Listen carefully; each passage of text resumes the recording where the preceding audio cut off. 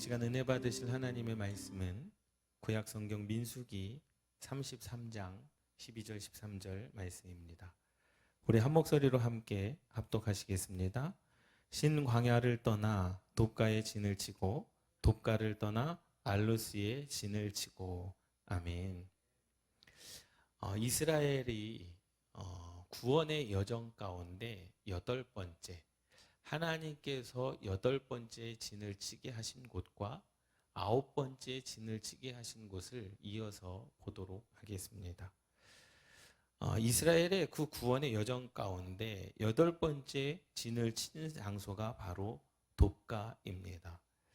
근데 사실 보면 42번의 진 가운데 하나님께서 그곳마다 지명의 이름이 꼭 이스라엘 백성들의 신앙의 문제와 결부되어지는 것을 보게 됩니다. 그러면서 하나님께서 과연 이스라엘 백성들에게 원하시는 것은 무엇일까? 또 그들에게 있어서 치유함 받아야 되고 해결받아야 될 영적인 문제가 무엇인가를 우리가 함께 나누어 보도록 하겠습니다. 1번을 보면 돕가는 제8번째, 제8차로 진을 친 장소입니다. 돕가의 뜻이 있습니다. 그 지명의 뜻은 뭐냐면 공작석, 가축이죠. 이 공작석은 청록색 보석의 일종으로 장식물이나 또 화장품 원료의 명칭이기도 합니다. 그 어원은 치다, 두드리다, 내어 몰다의 뜻을 가진 다파크인데, 이 치다라고 하는 것은 사람이 사람을 내려치다 그러한 의미가 아니라 목자가 양을 치다 이러한 뜻입니다. 몰아내다. 그래서 목자가 양을 몰다, 사냥개가 개들이 이 양을 몰다라고 하는 그러한 의미를 가진 지역의 이름이 바로 돕가입니다. 이 돕가의 위치는 여러분들 지도에도 보시듯이 시내산과 엘림 그 중간쯤 지점에 돕가가 있습니다. 시내산에서 서북쪽으로 약 75km 지점에 위치하고 있습니다. 오늘날의 세라빗 엘 카딤으로 추정이 됩니다. 지금 네이버나 다음에 구글에 검색을 하면 세라빗 엘 카딤으로 이렇게 검색을 하면요, 지금도 거기에서요 구리를 채굴하는 그러한 사진들이 굉장히 많이 나옵니다. 그러한 지역입니다. 구리를 생산하는 지역입니다. 그래서 이곳은 만나가 내렸던 신광야를 떠나 처음 진을 친 곳입니다. 유명한 구리 광산이 있어서 애굽 왕조가 이곳에서 구리를 채굴했고요. 지금까지도 여전히 구리를 채굴하는 지역으로 이름이 높은, 그래서 그쪽 사람들은 구리를 채굴해가지고 먹고 사는 그런 생계를 유지하는 지역이 바로 현재에도 세라빗 엘 카딤이라고 하는 그러한 지역이 바로 돕가라고 하는 지역입니다. 이스라엘 백성들이 신광야에서 하나님으로부터 만나의 기적을 체험하게 되지 않습니까? 그래서 하늘에서 양식이 내리는 놀라운 일을 보았습니다. 눈으로 직접 보았고 또 내려진 만나를 그들이 직접 먹었습니다. 그런데 이스라엘 백성들은요, 한 달 분량의 양식을 가지고 애굽에서 나왔습니다. 그 이유가 뭘까요? 왜 한 달 양 분씩만 가지고 나왔을까? 그들의 생각으로는 한 달이면 충분히 가나안 땅을 갈 수 있었다고 믿었습니다. 그리고 충분히 한 달이면 가나안 땅을 가고도 남을 그러한 거리입니다. 이스라엘 백성들의 생각이 틀린 것은 아니에요. 이스라엘 백성들의 그 결정이 틀린 것은 아닙니다. 한 달 만에 갈 수 있는 땅이 바로 가나안 땅이었다라는 거예요. 라암셋에서 출발하여 그 지중해 해안가를 따라가면 가나안 땅은 능히 한 달이면 갈 수 있는 그러한 거리의 지점에 가나안이 분명히 있었습니다. 그런데 문제는 뭐냐? 이 가나안은 이스라엘 백성들의 시간으로 가는 것이 아니라는 거죠. 하나님의 시간, 하나님의 방법으로 들어가는 것인 줄 믿습니다. 다시 말하자면 믿음이라고 하는 것은, 신앙이라고 하는 것은 내 생각대로 내 방법대로 하는 것이 신앙이 아님을 깨달으시기 바랍니다. 하나님의 방법대로, 하나님의 뜻대로, 하나님의 말씀대로 내 시간이 아닌 하나님의 시간으로 되어지는 것이 우리의 믿음의 생활이요, 신앙의 생활인 줄 믿습니다. 그래서 때로는 내가 준비가 안 됐을 때 하나님께서 다그쳐서 우리를 부르시고 우리를 내모실 때가 있는가 하면, 나는 급한데 하나님께서는 오히려 느긋하게 말씀하시고 느긋하게 우리를 이끌어 주실 때가 있다라는 거죠. 사실 그들의 생각이 틀린 것은 아니었지만 한 달이면 갈 그 거리였기 때문에 충분히 한 달 분량의 음식을 가지고 양식을 가지고 출애굽했다. 그것이 틀린 것은 아니지만 하나님의 방법은 그것이 아니었음을 믿습니다. 할렐루야. 우리의 삶도 마찬가지입니다. 사람이 그 계획을 사람이 결정할지라도 그 걸음을 인도하시는 분은 누구십니까? 여호와 하나님이신 줄 믿습니다. 아무리 우리가 준비를 잘하고 아무리 우리가 완벽한 계획을 가지고 있다 할지라도 그 계획, 그 걸음을 인도하시는 분은 하나님이시기 때문에 아무리 우리가 완벽하다 할지라도 하나님께서 그것을 이루시지 아니하고 인도하시지 아니하면 우리는 그것이 헛수고가 되어진다는 사실을 믿으시기 바랍니다. 3번 보도록 하겠습니다. 이스라엘 백성들은요, 신광야에서 만나를 먹으면서 마음의 기쁨과 편안함을 찾았습니다. 신광야에서 만나를 먹으면서 마음의 기쁨과 편안함을 찾았는데 그것이 육신적인 것이었습니까? 영적인 것이었습니까? 육신적인 것이었죠. 그들이 먹을 것이 없어서 원망했을 때 하나님께서 먹을 것을 주셨습니다. 그러니 먹을 것이 있음으로 말미암아 마음의 기쁨이 찾아왔고 먹을 것이 있음으로 말미암아 편안함이 찾아왔다라는 거죠. 아직도 여전히 이스라엘 백성들은 어디에 거하는 삶을 살아가고 있습니까? 육신에 거하는 삶을 살아가고 있다라는 겁니다. 영적인 하나님과의 관계, 하나님의 인도하심 그것보다도 지금 내가 먹을 것이 없을 때 불평할 때 하나님께서 만나를 주셨고 내가 마실 물이 없어 불평할 때 하나님께서 그 마라의 쓴물을 달게 하시는 그런 육신적인 문제가 해결될 때마다 기쁨과 평안함을 찾고 있었다라는 거죠. 그래서 광야에 머물면서 계속적으로 이스라엘 백성들은 살기를 원했습니다. 신광야에 머물면서 왜? 그곳이 편했거든요. 만나가 계속 내려지고 마실 물도 있었기 때문에 사실은 그 환경이 너무나 편했고 그 환경 가운데 주저앉고 싶은 마음이 아마도 굴뚝 같았을 것입니다. 그런데 이스라엘 백성들은 이 신광야에서 일주일 정도 머물렀습니다.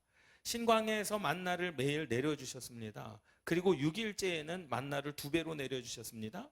그날에 갑절로 거두었어도 냄새가 나지 않고 별내도 생기지 않았습니다. 그 이유는 제7일에는 만나가 내리지 않았기 때문에.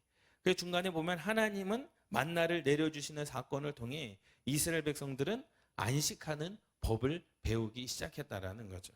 그래서 출애굽기 16장 26절에서 30절 말씀에 보면 엿새 동안은 너희가 그것을 먹기 때 7째 날은 안식일인즉 그 날에는 없으리라 하였으나 7째 날에 백성 중 어떤 사람들이 거두러 나갔다가 얻지 못하니라.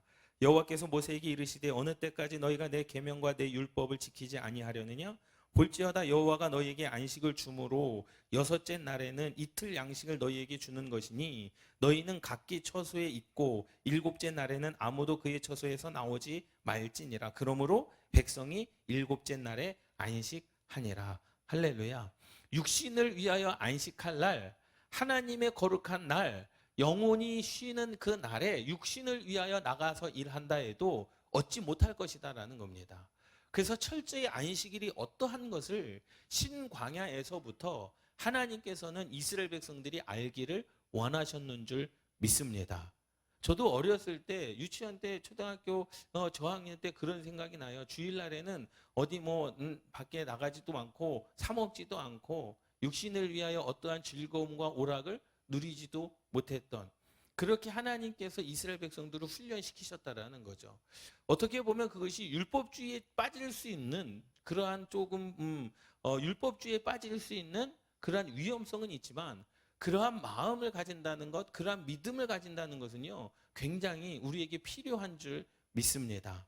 그러니 주일은, 안식일은 육신이 쉬는 날이 아니라 내 영혼이 하나님과 영적으로 교제하는 날, 하나님께서 이루심을 보는 날임을 우리가 깨닫고 믿어야 되는 줄 믿습니다. 그래서 제일 밑에 보면 이스라엘 백성들이 애굽에서 430년간 안식일을 지킬 수 없었던 이유 우리가 알고 있지 않습니까?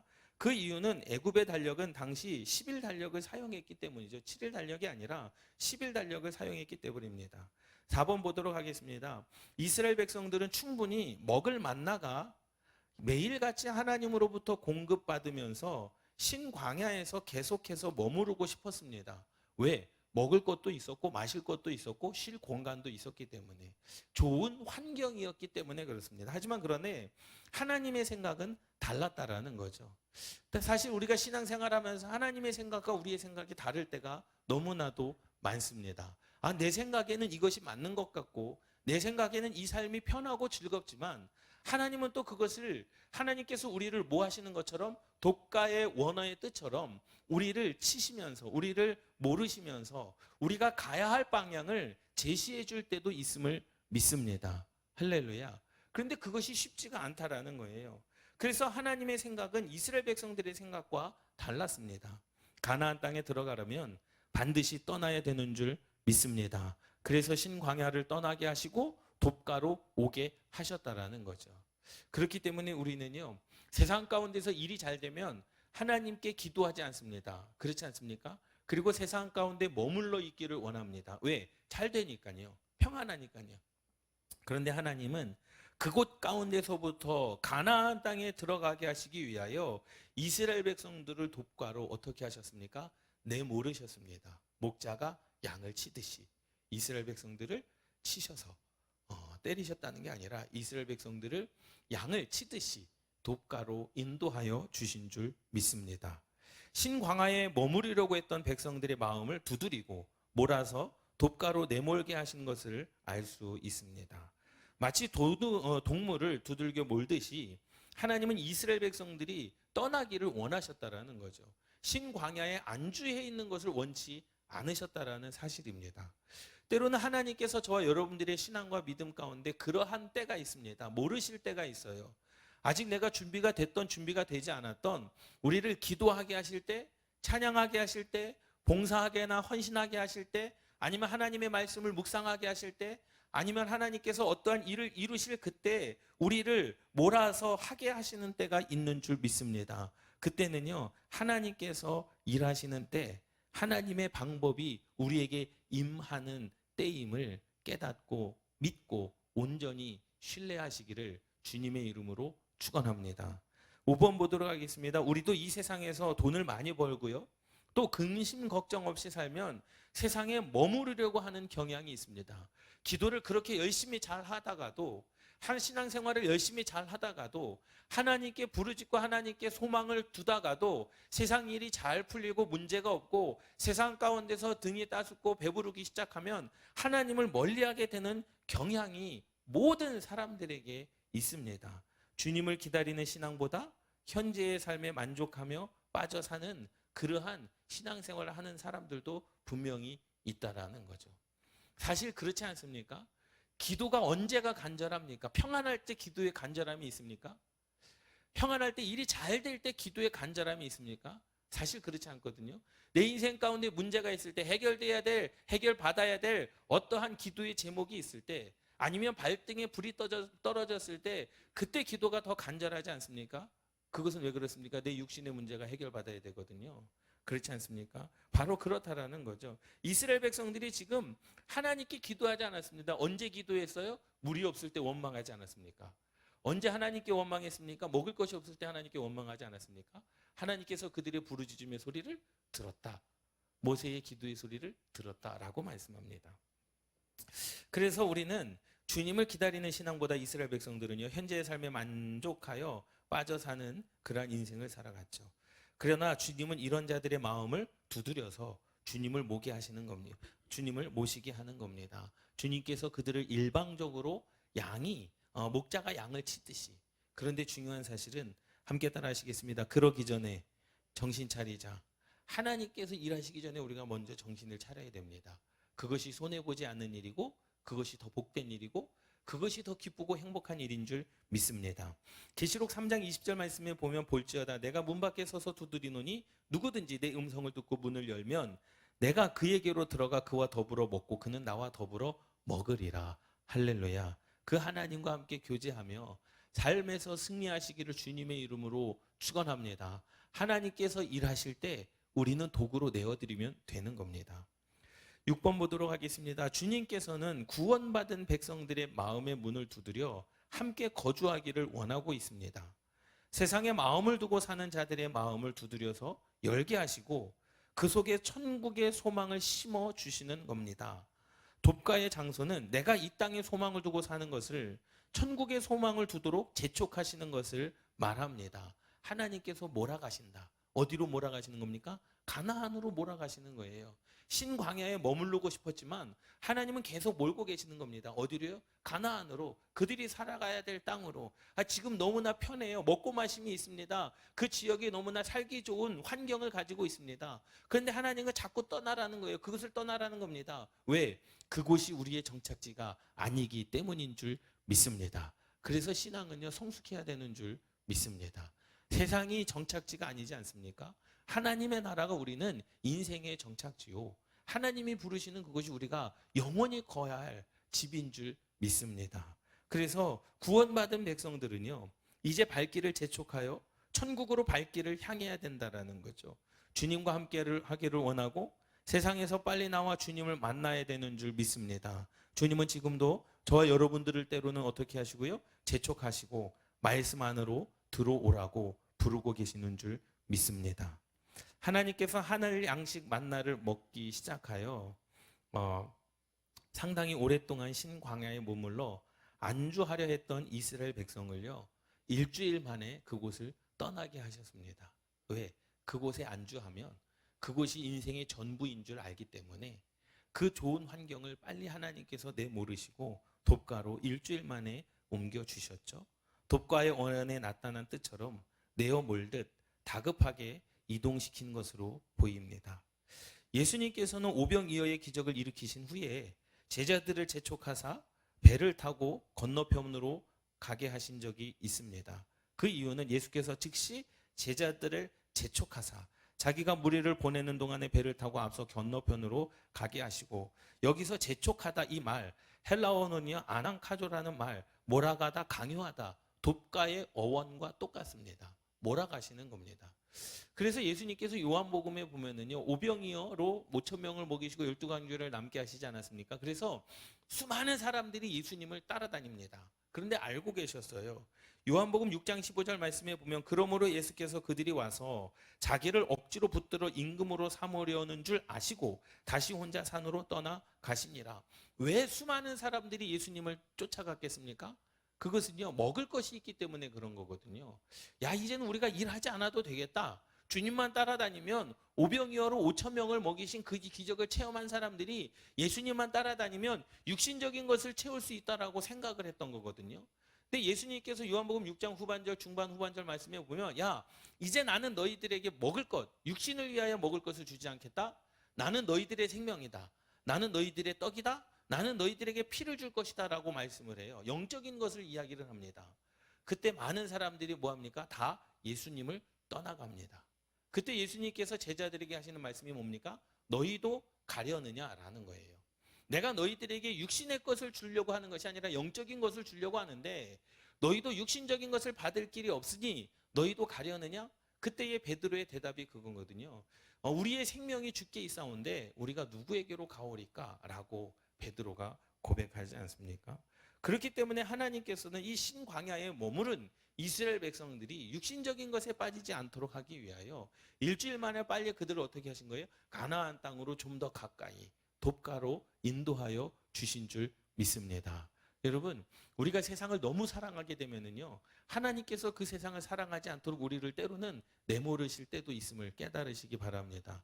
우리가 물질을 너무 사랑하게 하면요, 하나님께서는 그 물질을 우리의 인생 가운데서 떠나가게 하시는, 우리의 인생을 내모시는 그러한 역사도 일어나고 된다는 사실을 믿습니다. 그래서 제자들이 거기서 휩쓸리지 않도록 재빨리 군중들과 분리시킨 줄 믿습니다. 이처럼 하나님께서 이해할 수 없을 만큼 재촉하듯 몰아가실 때는 분명히 하나님의 숨은 사랑의 섭리가 깃들여 있습니다.